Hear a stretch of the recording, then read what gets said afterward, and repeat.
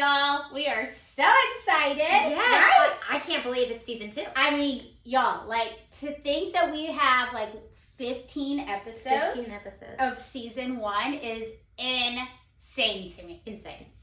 And I mean, like, people like to listen. No, I know. We have over 1,000 default. Like, over 1,000 Like, that's amazing. listeners to an episode. Yeah. That's like, amazing. That's insane. Like, we're just 2 little girls. Well, women, I should Women, say. well, yeah. Girls is fine. 2 whatever. blondes. When we were 2 blondes. We're two little blondes. Yes. It's just been an incredible ride, and like we have so much fun stuff planned. I know. We are just like listen, I'm not gonna lie.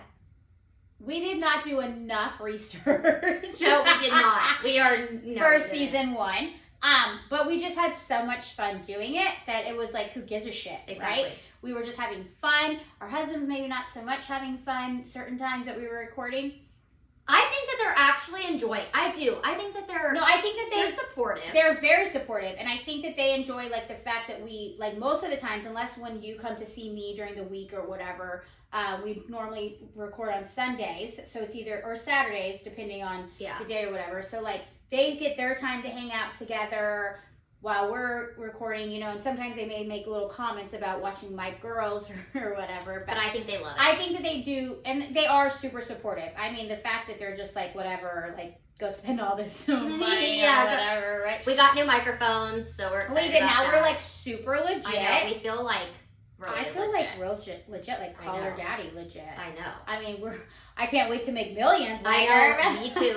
We just were looking at, you know, starting the episode or whatever, and we were like, oh, insert ad. How do we get ads? Well, we need to figure out how to get ads. We do. And I mean, we don't, but I don't want to bog it down with that, but then at the same time, like, why not? Like, she used to not bog it down, but yeah. But she used to do ads for like, what was it? Not Trojan, Roman.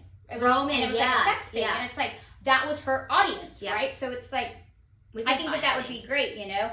And also something super exciting for season 2 is YouTube. We're on YouTube. That's exciting. I think that's so exciting. So excited. Like, so many people told us, like, I want to see you. Like, I want to see you more. I want to see you guys more. I want to see you guys talk. I want to see your, you know, your facial expressions, your movements, like that kind of stuff. Like, I want to see all that. And so we were like, oh my God. Let's just do it, you know? Why not? If we totally fall flat on our face, like, who cares? What do we have to lose?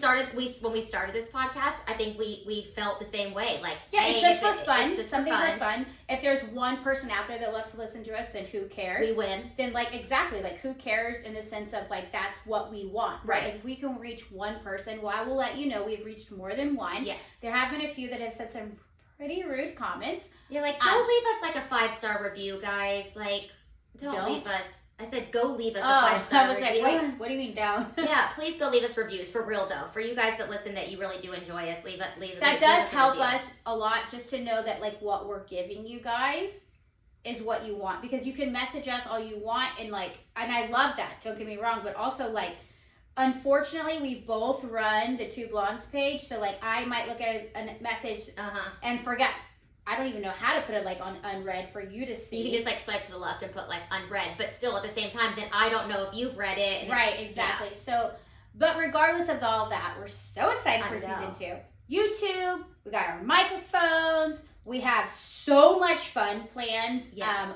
Some serious stuff, as you know. I mean, that's life. That's what we talk about, real life shit. As we said in the very beginning of this, we are recording soon with my Botox and filler guru, Anne. And I'm so freaking excited, and I mean, I might do something. We'll see. We'll see. You'll save that for that pod. To see if I do something. We're definitely going to record that for sure. Obviously, it will be on YouTube as well. But today, we wanted to start off season 2 with something that's very near and dear to both of us. Yes. But specifically, Whitney. Well, I think both of us. Well, both of us for sure. Yeah. But I mean, you are a very huge advocate for mental health. Yeah. And it's super important to discuss. I think that it's something that's there has such a negative stigma tied to it. And I don't get it. I don't get it either. I don't understand, because I always say mental health is health. 100%. You don't you can text your friend and be like, hey, I have a doctor's appointment today. And they're like, oh my okay. gosh, what's wrong? Yeah, or oh, yeah, oh my God, what's wrong? And then like, oh, I have a sore throat or this or that. And like, okay, I hope you feel better. Or I could be like, I have a psychiatrist appointment today. Oh, why? Oh, because maybe I'm psycho? Like, I don't know. No, that's not true. When you text me and you say I have therapy today. No, I know. No, but I'm saying, like, the people that get it, when you text me and say I have therapy today, I'm like, oh, good. Yeah, Make sure you mention X, Y, Z. Yes, that, and I hope it goes great. Yeah, because it's like sometimes, you don't necessarily, like, want to tell your therapist everything. I'm not saying you, I'm saying in general. Oh my God, but this therapist. You don't want to necessarily tell your therapist everything. So there are times that I tell Whitney, like, no. Yes. Make sure you tell her yada yada yada. Yeah, exactly. No, it's true, and I think it helps me a lot because then I get on with her and I'm like, okay, I have to say those things. I have to do those things. And you guys, if you're struggling with mental health, they make it so easy now to get on a call with a therapist. You don't have to leave your apartment, your house, your bed. If I do it in my car during lunch. Yeah, if you're struggling that bad, which we've both have been there. You don't even have to get out of the covers. You can literally get on your phone that we know you're already scrolling on because you just mindlessly scroll when you're in that state if you're not sleeping. Just pushing the stupid stories and watching the stories, half not watching the stories because I just press it and they just like start going. Right. But anyway, yeah, it's true. It's like, I don't know what the stigma is with like seeing a therapist or psychiatrist or psychologist or this or that. It's like, but going to the doctor is just normal and people are so worried about you and like, hope you feel better. Like, because I think that it's just such like a, even though we're changing a little bit with the times of what we live in, it's still like you have to be strong. You have to fake it till you make it. You have to just push through. And it's like sometimes you literally cannot push through. No. You just can't. And you have to know that it's okay that you can't. And it's completely okay. So I don't know if you want to tell your story. Yeah, I could tell my story. I think that would be very helpful to some people out there. Yeah. I think that it's kind of hard to, I don't know, it's not hard to tell my story, but my story started so long ago. Right. So my actual beginning of my mental health journey started in 6th grade. Started with an eating disorder. Mm-hmm. I remember that. Yeah, and it was hard. It was tough. It was, That's so sad. So young. It's so young. 6th grade. And I literally go back and I think about it. I was actually thinking about it today when I was thinking about podcasting tonight. And I was like, how old was I in 6th grade? I don't even know. Like, I really don't. So I think we were like 11, 12, 13, 14. No, we were like 10, 11. So 10 years old, and I'm worried. I'm starving myself. That's sad. And it's really sad. If I think about 10-year-olds now, or like, that's only a few years older than Ryan. Exactly. Like, that's so close. And we've talked about in the past about how Ryan said something like, she doesn't want to be fat. I don't want to be fat. Like, it's in her head. It's so sad. And, it started out with that, and then it led to me coming to the realization, not me, but my therapist. And did you have a therapist then? I didn't at first. Okay. And so I went and saw a nutritionist first. That was the first step. Did you ask, or did your mom or dad make you? They made me. Okay. So they knew. Yeah. Okay. They knew. They started to realize what was going on. Right. Yeah. And they basically would just say, like, Whitney, you need to eat this before you go to school. You need to do, whatever. And I just wouldn't do it. I wouldn't do it. I kept pushing back. And so then they found me a nutritionist. Okay. So that's how it all started with the nutritionist. Which, to them, it's like, especially back then, right? Like, that was in what, like, the early 2000s to 90s. That was in the 90s. It was in the 90s, yeah. So it's like, not that therapy wasn't known then, but like, what do I do if my kid's not eating and throwing up? I guess I'll take her to a nutritionist. Exactly. You don't know what else to do. They wouldn't have known then to take you to see somebody, because obviously it's deeper than just that. Right. It's not, I didn't just think I was fat. I think that a lot of people, get confused about eating disorders, because it's not that I just thought I was fat, so I was trying to starve myself. I have deep-rooted issues. And the deep-rooted issues, a lot of them then at the time were a control issue, and I couldn't control any things that I needed. I felt like I needed to control. I couldn't control what you put in your body. So I was controlling that. Yep. And so I started seeing a nutritionist, and then my just normal family doctor, family care doctor, general practitioner or whatever. Yeah. And he was great. And shout out to the Healthy Way. Her name is Karen. She's freaking amazing. Oh, Are they still open? That's amazing. And that's a great resource. Yes. And she literally was, I owe her so much. Saved your life, probably. Yeah, for sure. And so her and then my general doctor, you know, we kind of worked together to figure things out. And I started seeing her. Well, then I needed to see a psychologist too. So they were like, you know, like Karen was actually in the process of becoming more of a therapist than also like and a nutritionist or whatever, which was amazing. So I think she was both. Interject real quick because Whitney and I have been best friends since then. Yeah, literally since that year. Whitney, you were still so happy at school. Yeah. You were nobody. I mean, I knew because we were best friends. You would tell me, "Oh, I'd make myself throw up, or I don't eat, or whatever," right? But like, nobody would be able to tell that you were struggling as much as you were. No, there's no way. And I think that is such a huge point to make, in that like somebody can be struggling so bad, but they look like the happiest person. Everybody was like, "Oh my God, Whitney's parents are so rich. She has whatever she wants. Look at her house. Look at the pool. Look at this. Look at what she has. She gets whatever." But deep down inside, it didn't matter. You were miserable. I was, and I just wanted to point that out before you continued, because like that is so big. Like, check on your people. Yes, you know what I mean. It's true, because you have no idea. You really don't. Like the fact that I was in such a deep, dark place at the age of like 10 or 11, and in 6th grade, and yes, having whatever I wanted whenever it didn't matter to you. But it didn't, and it still but doesn't. You acted. I know it doesn't matter to you, but you act so like happy that nobody would ever know. Right. Nobody, unless they truly know, would ever know. Which then over time, you know, like now later in life when I have become more vocal about my mental illness and stuff, so many people have said to me, "Oh my God, I had no idea." You know, like it. You know, I just wanted to point that out, because depression, anxiety, mental health, any mental health issues, I don't really know the proper saying.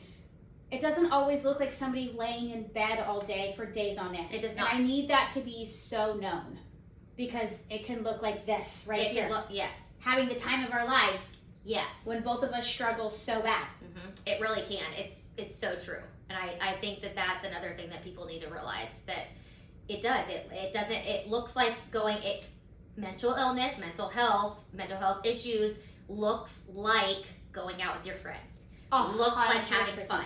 Looks like that picture of that family with the perfect little children, and the perfect husband and the perfect wife, and inside the husband or dad or one of the children could be feeling like they're dying inside. But you're like, "Oh God, they have it all." But to them they don't have it all, because they just want to feel, quote unquote, normal. Whatever normal is to them, they want to feel. Right. And I think that's what you were struggling with. Right. And I think that especially back then, it wasn't as known. Not at all. But like mental health still to this day is not. Yeah. So then imagine 30 years ago, how it 20 was. years ago. Exactly. And so just over time, I was seeing my doctor and seeing the nutritionist, and then basically coming to need to go to see a psychologist, and so I was diagnosed with depression. So I was diagnosed with the eating disorder and depression, and that's in 6th grade. Okay. And started taking medication in 6th grade. So that's when my journey began. So I want to fast forward to a few years ago. 2019 is what I'm assuming that you want to fast forward to. February 15th. Yes. So we are in February. You guys are not listening in February necessarily. Possibly. We're trying to figure out what we're release. doing. Yeah. However, February 15th, I want to say before you get into yours, I was in a great mood. And I'm saying this because my daughter was almost 2. I looked real freaking good. I was on my way to a work event, huge work party. Michael and I were dolled up. I had this super sexy dress on. My hair and makeup were great. We pull into a parking lot of a bar because we were going to have a drink before the party. And I get a text from Cody. "Hey, I need to talk to you." And I'm getting goosebumps right now, because Cody and I are super close now, but back then we weren't that close. Because it was more at the beginning of things, yeah. And my heart literally sunk into my stomach. I'm gonna cry. I know, I'm about to cry, but I knew right away something was not okay with you. Yeah, you're like, Cody wouldn't just And I said, what's wrong? I can't wait. I need to know right now. Because I'm not that type of person. Oh my like, God. oh, I'll call you later, right? Yeah. And he told me what Whitney is about to tell you. And I just started bawling. And I was like, what can I do? Like, Michael, we're not going to this fucking party. He's like, there's literally nothing you can do right now. She wanted me to contact you. I will keep you updated. And I think he even said, like, do whatever you were planning on doing. Please. Yes. Yeah. And I was so heartbroken that I wasn't there for you. No, but you were there. But I felt like so sad. Yeah. And I know, and so I would love, if you want to share. Yeah. So through my years of struggling and everything, I guess I just found that breaking point. And it's crazy to think that it went from, being in 6th grade to being to 2019, which again, I have no idea the years of things. Right, it's all a blur. Yeah, it's all a blur. Like I can't even tell you what year was which, all that kind of stuff. But it was February 15th, 2019, and I had enough. I had been going through a lot, which I didn't even realize, I guess, also to an extent of how much I was going through until that night, and I lost it. I gave up. I had enough. Didn't want to be here anymore. So when you say that, do you want me to say it? I feel like you're having it. No, you don't have to say it. No, it's fine. Whitney didn't want to be here anymore. Didn't want to be here anymore. My body was on fire. My head was on fire. I literally wanted to rip my skin off. What I remember is screaming and remembering that my body was on fire and doing everything that I could to stop it, which is to stop feeling that, which in the time was to kill myself. And I mean, you could. So, thank God Cody was there. Yes. Thank God Cody was there. He called the ambulance, right? Well, yeah. Called the ambulance and they got her right away to a treatment center. And I am so incredibly thankful for that. Because I don't know what I would do without you here, Whitney. I don't know what a lot of people would do without you here. And I think that it's so powerful that you are sharing this right now. I really do. Because I think that this is going to help a lot of people. There are a lot of people that go through what you go through. And you do matter. And you are wanted here. And your life is worth living. So that night, Cody called, like I said, texted me. I couldn't talk to you until you got home because the treatment center you in was super strict. Very strict. It was very strict. Very weird. Rules I couldn't. Not witnesses, visitors. I could talk on the phone, but only for a certain amount of time. So and I didn't want to take that away from Cody. Well, that or your dad. Your dad came into town. So my amazing dad flew into town for literally less than 24 hours just to come see me. The doctor, psychiatrist at the treatment center, wrote me a prescription, I guess you could call it, to have my dad be able to see me because I wasn't allowed to see people at the time. Okay. So that the doctor allowed him to. But yeah, it was very strict with things. It was very. And how long were you there? 5 days? 6 days? I think like 4 to 6, something like that. And what drove me insane, you were literally like 5 minutes from my house. I was so close. And I was like, God damn it! Like I just want to go see her. And Cody would be like, you have between this time and this time. I'm like, I'm literally like at work. Like can I come tomorrow at that time? And he's like, tomorrow will be a different time. I won't know until the day of. And I'm like, oh. Yeah. So he was trying to get me to come see you. Yeah, no, for sure. But I was like, you, her dad, and then I saw you though that Friday. You did. You saw me after it, which was amazing. And I brought you some like pastries. At your apartment or whatever. And you looked amazing, and I could see that like that fire back in your eyes. And I know that it sounds crazy because it was only like less than a week, but But that's it almost changed me. what you needed. I needed that. I hated every moment of it for the first couple days. Showed up in a hospital gown, and the underwear that they gave me from the emergency room, the hospital. I originally went to Methodist, but they didn't have any beds in the psych unit, so they had to transfer me to West Park Springs. In Richmond. Mm-hmm. Which loved West Park Springs.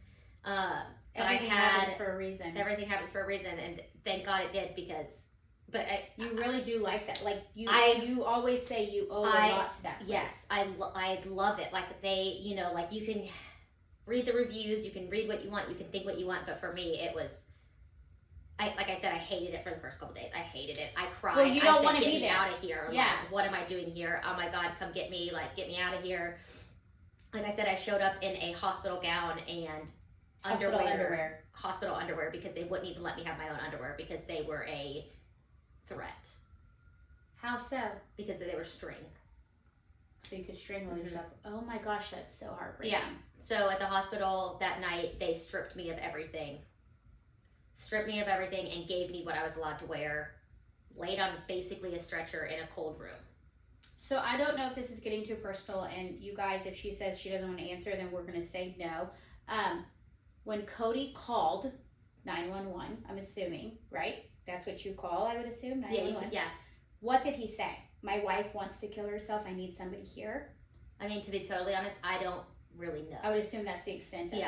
Yeah. So then they knew to come get you and take you. They obviously, like you said, took you to Methodist, and you don't just go to like the normal ER. You go to like a certain division of it. Correct. They take you to a specific area, like a specific part of it, which would be the psych unit.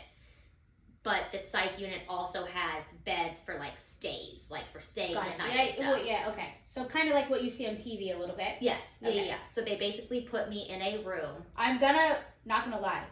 Sorry.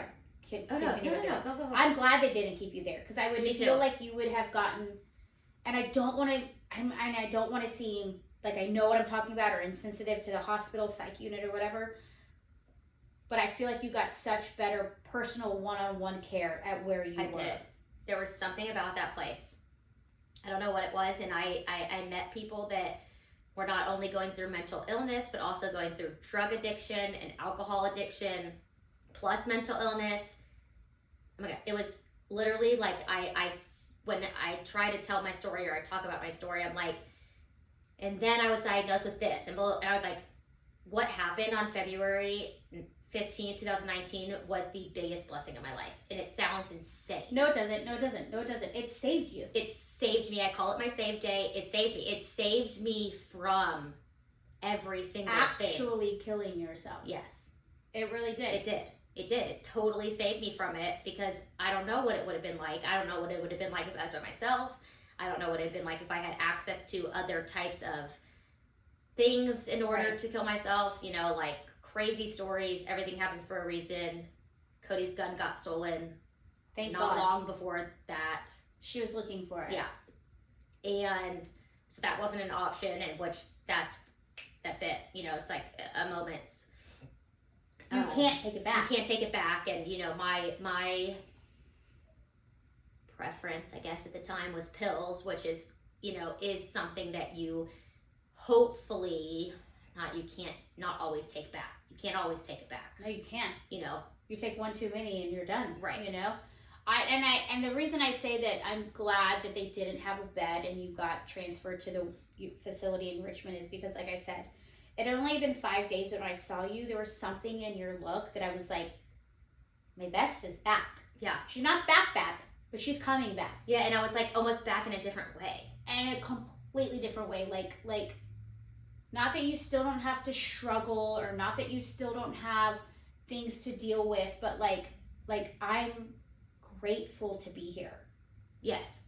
And I feel like that's how you came out of that situation, I mean, it's literally crazy to think that for the first couple days, the first 2 or 3 days, I was screaming probably on the phone, get me out of here, like, I don't belong here, I'm not supposed to be here, that kind of stuff. And then I think I just took a step back and said, I don't even remember saying embrace it, but I definitely took a step back and decided to embrace it.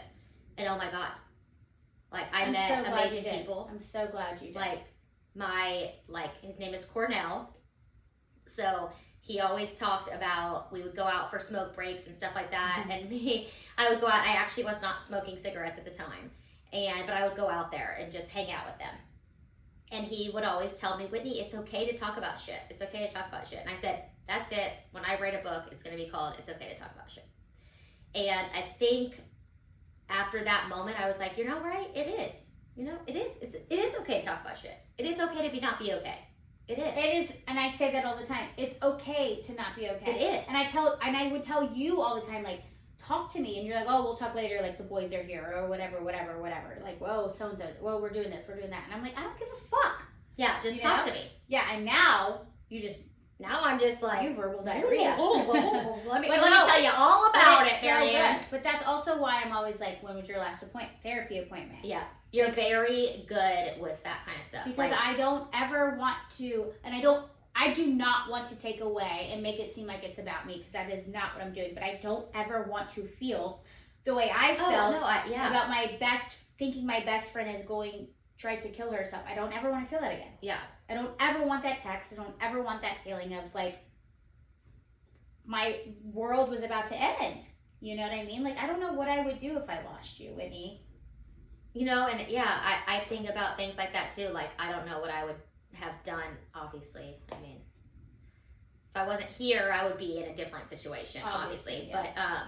But I know that being diagnosed post that treatment changed my life also. Finally being diagnosed properly with bipolar disorder, anxiety, depression, all of the above. Getting on the correct medication, getting on antipsychotics, like all of that stuff. It's not an excuse. Like I always say this, it's not an excuse for actions or things that you've done. But when I was diagnosed with bipolar disorder, me and Cody looked at each other and literally were like, ding, ding, ding, like the light bulb went off. And it was like, oh my God. We've been waiting for this, you know, my whole life. I've been waiting to hear something, which again, it's a blessing to hear. That makes sense. You know, and there is no excuse for actions and things. Well, no, but at the same time, that I'm not excusing for what you've done in the past, but before you were diagnosed or on the it's a chemical imbalance in your brain. It is. So I don't just choose this, people. Until you are properly, and I don't want to say medicated, but it's true. But until you properly balance out those chemicals with medication, you really can't necessarily blame you or others for their actions. Because I mean, you can sit here and say, you know right from wrong, you know this, you know that, but like if your literally your brain is not balanced, it's telling you to do one thing because this or that, or I know what I'm doing, shut your mouth. That's literally not your fault. Right. And I'm saying that because that has been proven in cases. Right. In court. Like, oh, 1,000%. People, like, just like with a tumor, right? Like, I know because it pushes on certain parts where there have been tumors and somebody had completely different, they either infidelity, they cheat, or that's the same thing.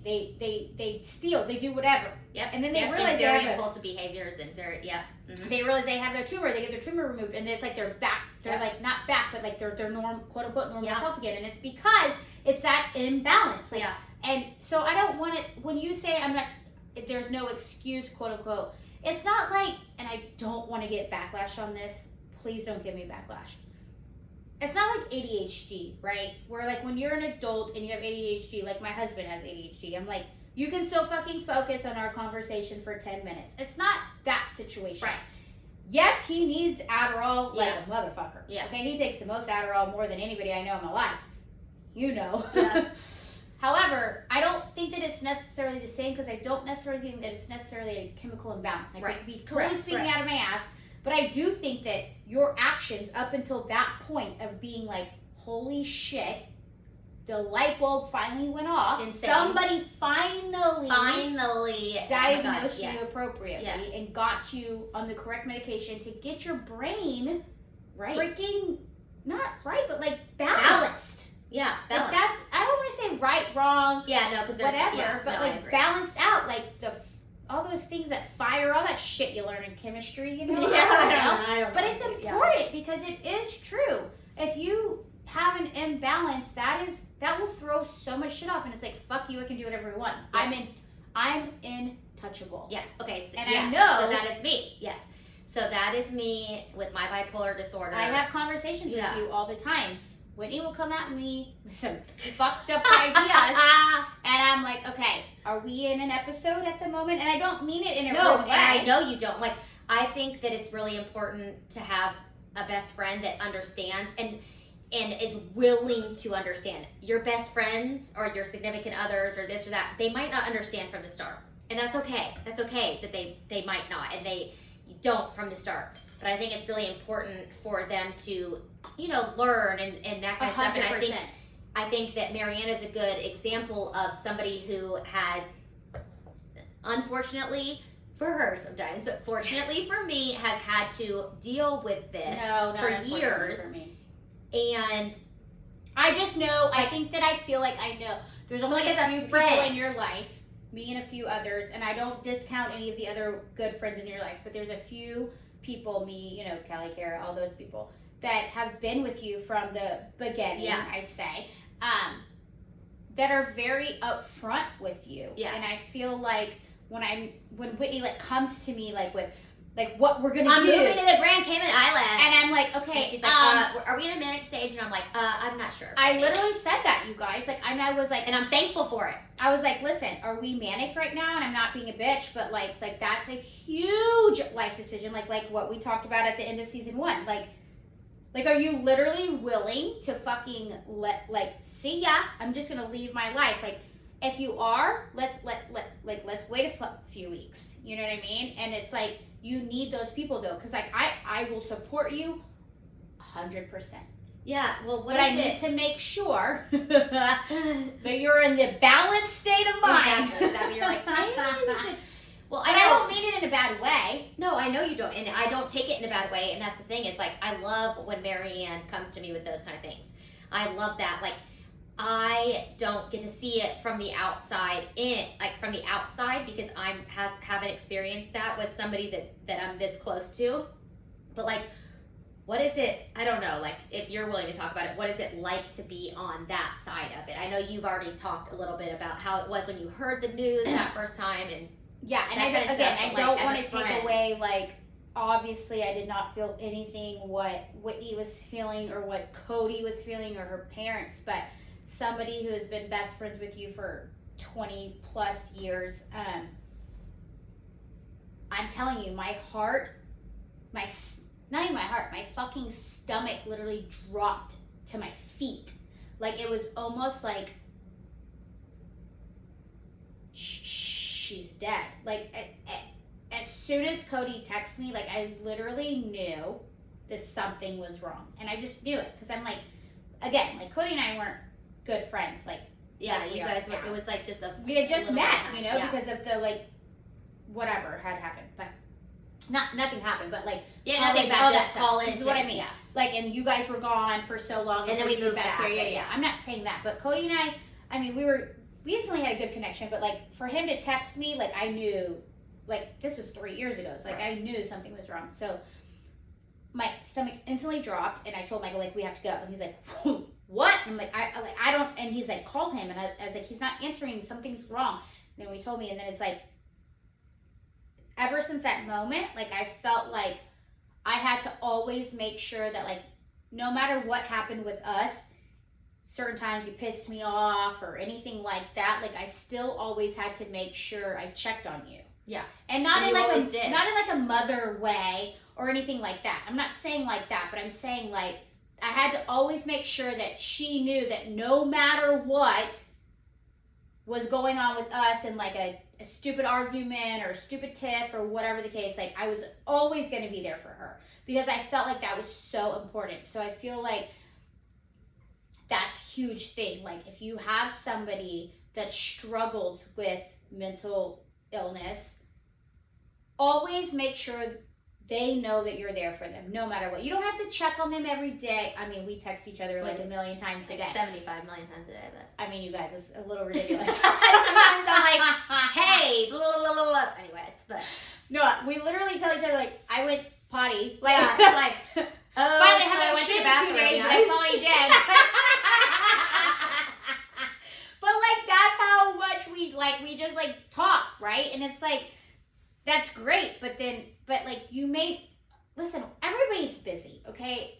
Everybody has their own lives, everybody has that, but even people that don't struggle, you should make sure that they know that you're there for them.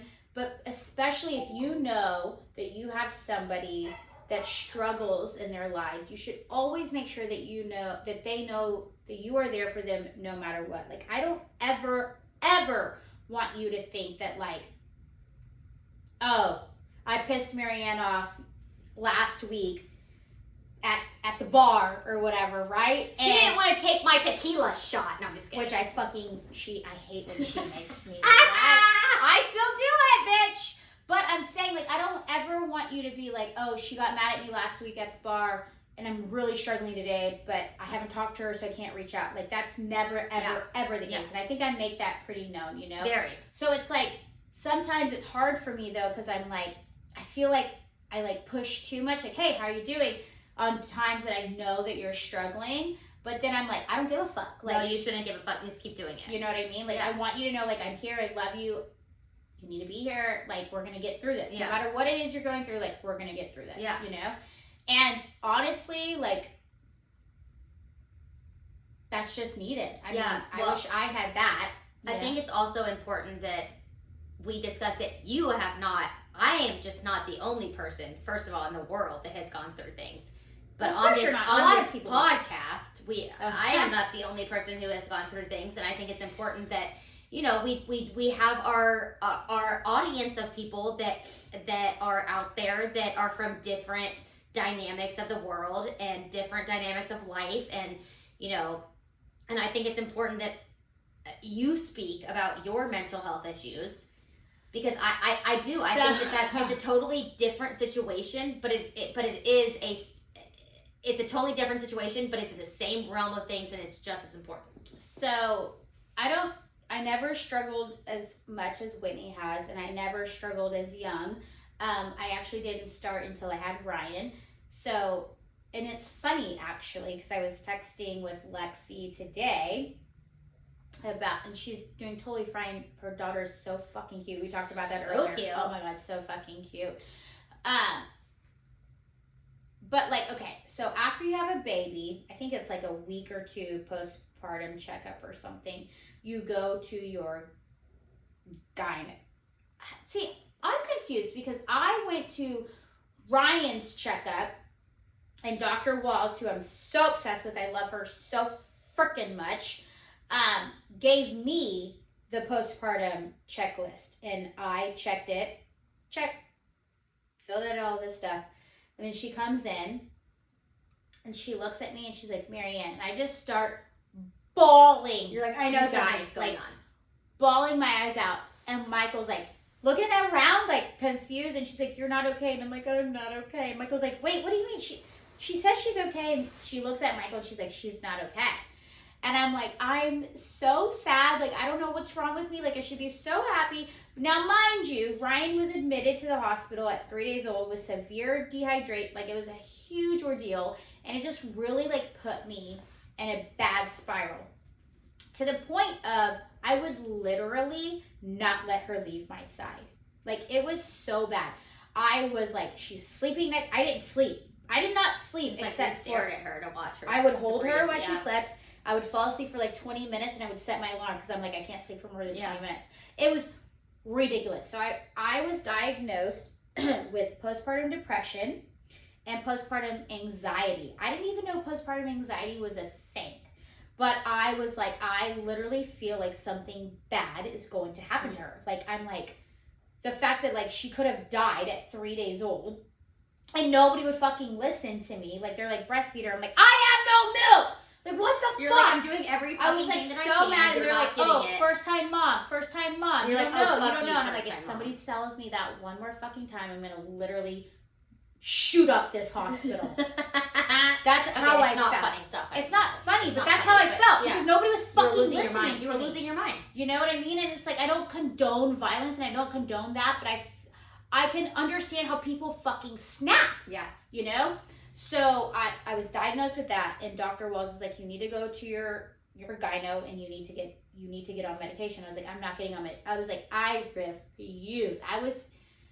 I don't know why, because I take all the medicine in the world. Like, I'm like, give it to me. Anything that makes me feel good, look good, whatever, I'll take. But there was something about that in my mind made me feel like a failure. I was about to say, it's probably the same feeling that you have had in the past that we've talked about you, your pride.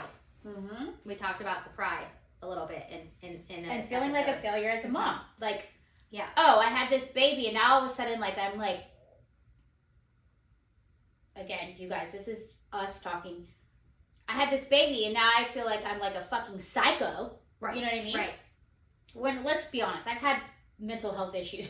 I've had those problems all along. You know, like, there's clearly things that I struggle with or whatever that I don't discuss because it's not as big of a deal. But I'm like, in my mind, I'm not going to let anybody know that just because I had a baby, now I'm quote-unquote psycho. I have this depression, I have this anxiety. Like, I can't fucking let my baby be out of my sight for 2 seconds without literally wanting to fucking, like, crawl out of my skin. Like, what is, like, what's, nobody can touch her. It was so bad, Whitney. Like, it was so bad. Like, I literally didn't leave my house, I don't think until, like, she was 4 weeks old. And you know what the first time I left my house was? No, okay, I left my house before then, but that was only if Michael to go to the doctor. Only or to go to the doctor. I wouldn't go to the doctor by myself. Michael's mom would literally come to my house. She would drive my car. I would sit in the back seat with Ryan, and I would have her drive me there, and she would drive me back. And I remember Kroger is literally like right across from 99 from me, right? And I ordered curbside, and I remember being so fucking anxious to go there, but I was like, I have to do this. And it was like a total of 20 minutes, but I felt so proud of myself when I got back. That's good. You know? But I struggled so bad. I would like just like cry, and I was like, I'm such a bad mom. But the problem is that nobody talks about, well, I shouldn't say nobody. People do, but it's hardly nobody talks about postpartum depression. And I didn't even know postpartum anxiety was a thing. I really didn't. Right. And I got diagnosed with both, and it was so bad to the point where, like, Michael would come, and Michael was working in sales at a dealer as a manager at a dealership all of the time. And he didn't come home until like 10:30 at night. He was only home on Sundays, and I would literally be like, "Can you just drive me around on Sundays?" And I would sit in the back seat with Ryan, and I would literally put my hand on her stomach so I could feel her breathe. Yeah, the whole car ride. I would just be sitting there because I was that psychotic. Like, I have to make sure she's breathing.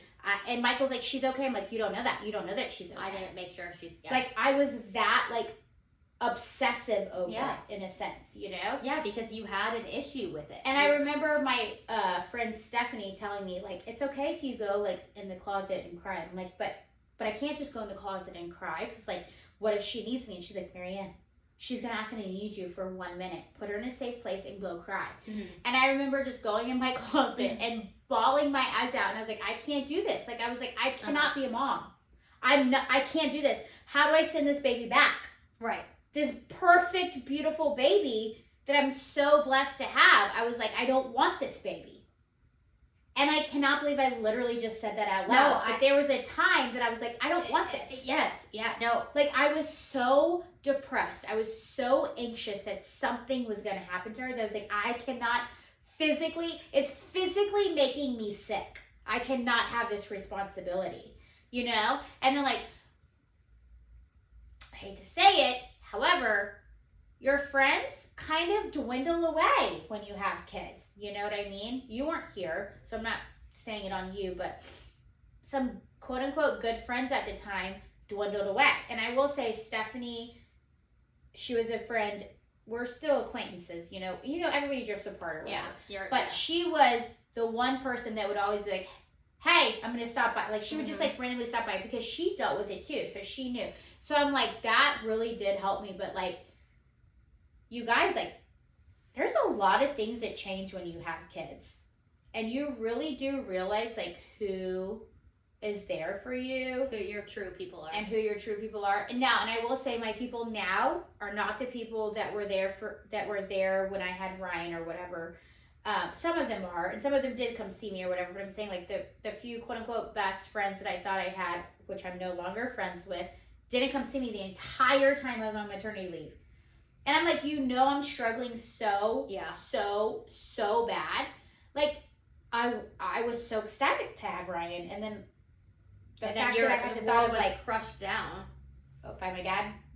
Well, not just by that. But that and and that. But I'm just saying. So you had to deal with that too. Yeah, but I'm like, I didn't want the baby. That's what I'm saying. Like your world was crushed. I'm like, I can't take care of this baby. Like I'm like literally like I don't know what to do. Like I'm gonna. It was insane. So then that's a huge reason why I didn't want another baby. And everybody kept saying like, when are you gonna have another kid? When are you gonna have another kid? When are you gonna have another kid? When are you gonna have another kid? And I'm like, if you don't shut your fucking mouth about another kid, I'm gonna literally strangle you. I remember getting into a fight with somebody at my house on Christmas one year because they told me I was selfish for not having more than one kid. Okay, I did definitely not say that, but I was pro kid number 2. No, it was not her, and I do not want to mention who it was, but I remember getting into an intense conversation with them by saying, until you know what I have been through, you can never, ever... Would you ever tell somebody they're selfish for not having a kid? You don't know why they don't have a kid. No, rude. Yeah, exactly. Well, then I did realize, like, I kind of like... You realized on your own, though. Nobody pushed you. Nobody pressured me. I kind of pressured Michael a little bit. I didn't really pressure him, but I told him, like, I really just didn't feel like we were complete. Like, I felt like Ryan really did need a sibling. Like, I just felt like, my dad died and Danny and I were there, like, and we're so close, and it's like, I could never imagine, like, what if Michael and I were on a trip and we both died on a plane or on a car accident or something and Ryan's by herself. Like, I could never, ever imagine that, So we had Blakely, and I was terrified. I'm not going to lie. Like, I was terrified to go through all of that again. I will tell you that I did not have the anxiety, because I think, like, second kid, like, you kind of realize that they're not going to necessarily die if they lick the floor. I licked the floor for this day. But I had depression bad, and Michael didn't even. Really bad. I lied on my survey. I'm like, I don't even want to deal with this shit again. But I did, and I think that I'm still dealing with it a little bit. And I know she's a year and a half, and everybody typically gets over it, but, like... everybody gets over it. I can, like, feel, certain lulls or whatever, but it's, like, postpartum is just such a big deal. And then I think a lot of what has to do with it also is, like... And it's funny, because, you see these memes of, like, oh, these pregnant belly, you're so beautiful, you're bringing life, blah, blah. As soon as you have the baby, it's like, oh, you're so disgusting. Oh, you're my so God, I fat, saw so something like that on Instagram recently. Yeah. And it's, like, so that contributes to everything. Because it's like, okay, I literally grew a human inside of me for... And it was cute while the human was inside of me, but now that it's a little bit jiggly... It's not now okay. I'm disgusting. Exactly. Like, you can go fuck off, you know? But that does not help when you're going through... No. All of these emotions. Like, it takes probably a full year for your hormones. My hormones are still not bad. Oh, I'm sure. They're not. I'm telling you, after the second kid, everything, like, I'm going to the doctor on Friday. Like, everything is so out of whack right now that I'm like, you need to fix Hormones are crazy in general. Because, like, having kids. I don't know what's going on with me right now. Like, everything is out of whack. So it's one of those things where, just like mental health, I wish that postpartum was talked about so much more. I agree. And I think that needs to be talked about more. And I think that we need to make sure that us two together with our podcast and just in general, that we do make it known. And we do, I agree. I think it's really important. We were really excited to do this episode, and I think it's really important to let people know that this stuff does exist. And because here it is, like, we're two people that you probably never ever know that. No. Yeah. Look at us. We have a great life. We have great lives. We have so much fun together. But you guys don't understand that there's days that we text each other and we're like, I'm in such a fucking funk. All the time. It happens. And it happens, you guys. And it's okay. And I wish more people would know that it's okay and know that there's nothing wrong with it. That there's nothing wrong with it. There's nothing wrong with it. Like, it's okay to be in that funk, to be in that state of mind, as long as you know that there are people that are going to help. Not as long as you know, but please know, and I hope you have people that will pull you out of that funk or help you get out of that funk. They may not be able to pull you out. You have to pull yourself out. Sometimes you have to be pulled out by other things or by yourself. But like 988, I just want to say it before I forget. Please. 988, dial 988 anytime. I am so thankful that we have created this capability of having this for mental illness and anybody in crisis. And if you're not even in a crisis, but you're in a mental health, mental illness, mental postpartum depression, you're in a situation where you're just upset, call 988. If you're just in anything. Nobody said you have to be in a like deadly situation either. Like, no, you don't have to call them because you're wanting to take your own life. No, absolutely not. You can call them to be like, I have literally nobody to talk to. Yep. And I'm struggling so bad right now. Like, you guys, like, I've thought to call them before too. Yeah. Just because it's like one of those things where it's like, I couldn't get an appointment, and it's just like you just need to talk to somebody that is unbiased. Right. And they're there. And if you don't, like, I'm unbiased with you. Yeah. But I'm not always available. I go to bed real early, y'all. Well, it's true. I mean, no matter what. But not everybody has somebody that's available 24/7. But not everybody has that. Exactly. And it's like, those people are, and it's so important that you know that. And it's so important that you know that, like, you are loved and you are wanted, because it's like, that's a big deal. Like, some people don't feel like that. And I'm telling you, if you are going through postpartum and you feel like you're the worst mom in the entire world and you, like, need to get rid of your baby, I don't even think Michael knows that I was like, I can't have this baby. It's okay. Like, Ryan and I are fucking best friends. Yes. Of course, Blakely is too, you know, but I didn't have that feeling with Blakely. I had that feeling with Ryan. But it was weird, because I had that feeling of, like, I can't have this baby, but, like, I need, like, but don't get, like, but she can't leave my side. You know what I mean? Exactly, yeah. So there's so many things, and it's just, like, it's just hard. It is hard. It's hard. And, like, there's so many resources out there that's not widely known, and it drives me insane. I know. There so are 988. Yeah, 988. Me, Whitney, 2 Blondes in a Pod, whatever. Like, please reach out, because this is something that's seriously very near and dear to us. It is. We are very serious about this. We're very strong on this. We're big time advocates on it. And we want you guys to know that we are here for you guys. We're here for everybody. We'll post some stuff about some different resources and stuff like that. That will be good. You know, and make a few posts about resources for postpartum depression and for mental illness and mental health and just all of the above for your specific cities and, you know, just nationwide with 988. But literally, we really are. We want you guys to know, like, we really are here for you guys.